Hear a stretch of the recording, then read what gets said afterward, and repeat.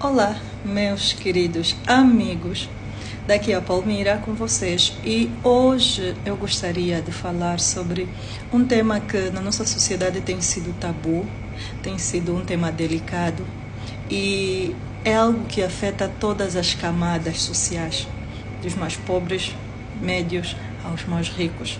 Eu quero falar sobre a violência sexual, os traumas que ela deixa, o modo como as vítimas muitas vezes são tratadas e como é que tem sido a minha experiência tendo contato com diferentes pessoas de diferentes camadas sociais sobre esse assunto. Sabe, aqui em Angola a violência sexual está a níveis alarmantes. Eu vi a estatística da Unicef aqui em Angola sobre a violência sexual e, se a memória não me falha, era de que em cada 5 mulheres 4 já passaram por violência sexual em alguma fase da vida deles. Meu Deus, essa estatística é muito alta. Quer dizer que 90% das mulheres, em alguma fase da vida deles, passaram por violência ou abuso sexual. Isso está a destruir as mulheres?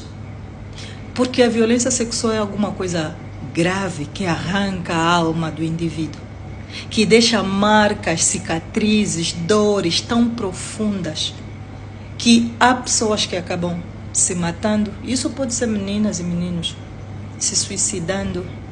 Há uns que acabam terminando na prostituição porque o senso de valor é retirado sobre ele. Mas eu tenho vindo cada vez mais a estar preocupada com relação a isso, porque não só em Angola, quando eu vejo a estatística no Brasil, também são alarmantes. A estatística na África do Sul, eu trabalhei com um jovem amigo na África do Sul, num intercâmbio. E os níveis de violência sexual contra as crianças, contra as mulheres, é assustador. Os números são assustadores. Eu estive também uma vez num programa nos Estados Unidos e não foi diferente. É verdade que nesses diferentes países que mencionei, Angola, Estados Unidos, Brasil, África do Sul, cada um, as leis, alguns são mais frouxas, algumas leis são mais rígidas, o que melhora ou piora o sistema, né? Ou melhora a incidência do acontecimento. Mas eu queria começar pelo princípio. A violência sexual. A violência sexual é um mal que destrói famílias, é um mal que destrói especialmente vidas humanas. Uma pessoa que é violentada, lhe é arrancado a alma, a dignidade, a esperança de viver. E lhe é imposto um ódio que destrói a vida dele. Pessoas que são violadas têm tendência a ter medos, inseguranças, que de outra maneira não teriam. Mulheres violadas, na maioria das vezes, se não 99% dos casos, têm muita dificuldade depois de casar, de se relacionar sexualmente com os parceiros, por causa dos flashbacks, por causa do trauma que fica. Muitas vezes passam a ter medo dos homens, outras vezes passam a se prostituir, a entregar o corpo de qualquer maneira, por causa desses traumas.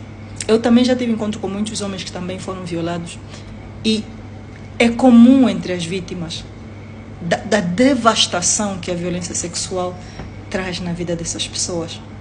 Mas o mais interessante, especialmente aqui em Angola, no meu país, eu muitas vezes assisto o Fala Angola, que é um programa de televisão que passa semanalmente. Eu acho que dos 5 dias da semana ou 6 dias, eu acho que o programa passa 4 ou 5 vai falar sobre abuso sexual. E cada um mais atroz do que o outro. Como daquele pai que violou a filha de 2 anos, desculpem dizer, e lhe estrangulou. Meu Deus da glória, como é que um pai pode estar sem noção? E ainda lhe entrevistaram e ele disse assim: eu não sei, deve ser o diabo que estava em mim. Isso não é para rir, é para chorar. Mas o que eu acho mais assustador é o modo como esse tema tem sido normalizado. As mulheres, que são maioritariamente as pessoas que sofrem com esse mal, muitas vezes não falam.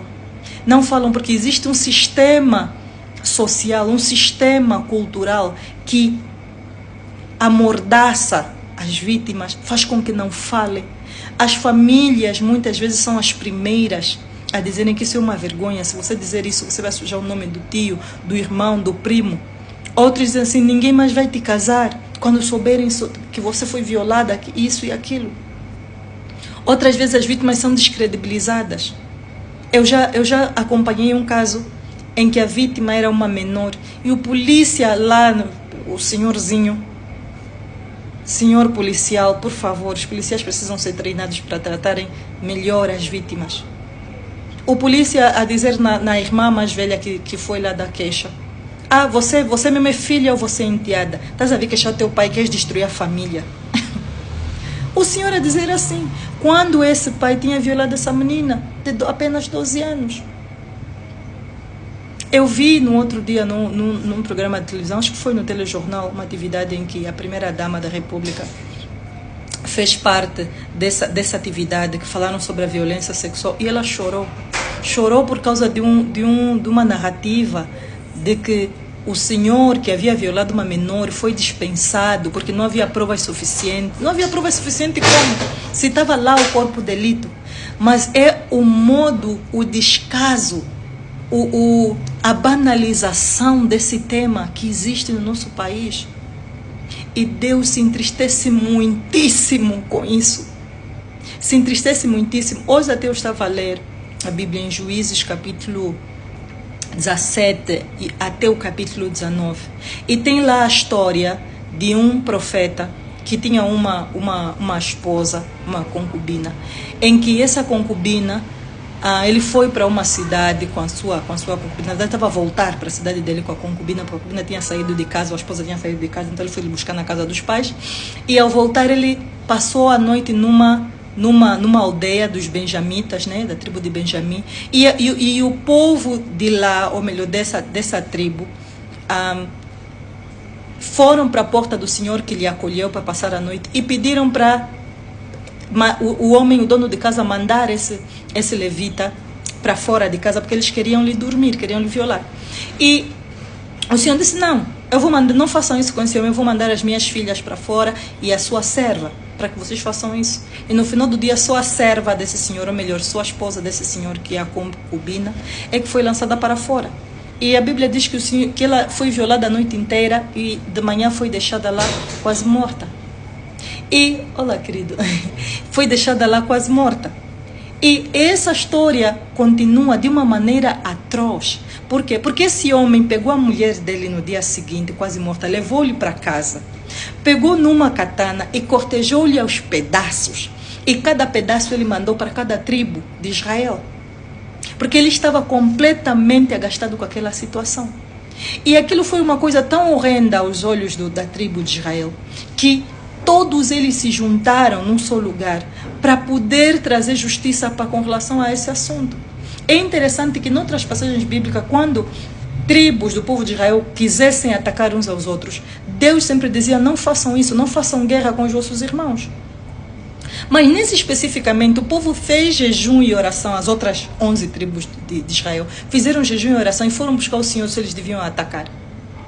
E o Senhor disse que deviam atacar. Por quê? Porque, na verdade, era um grupo de homens que fez isso com essa mulher. Mas a tribo inteira não queria entregar esses homens. Queria protegê-los.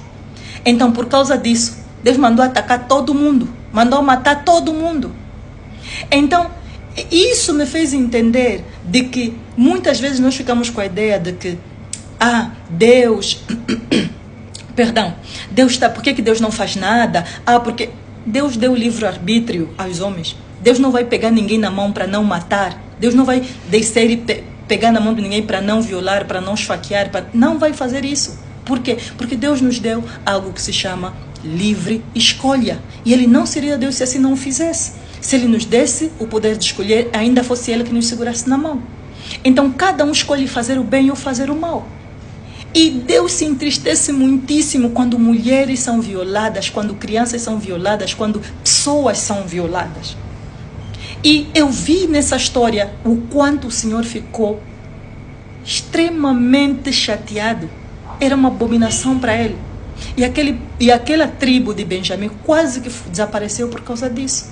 Então nós precisamos olhar para esse assunto com mais seriedade. Precisamos.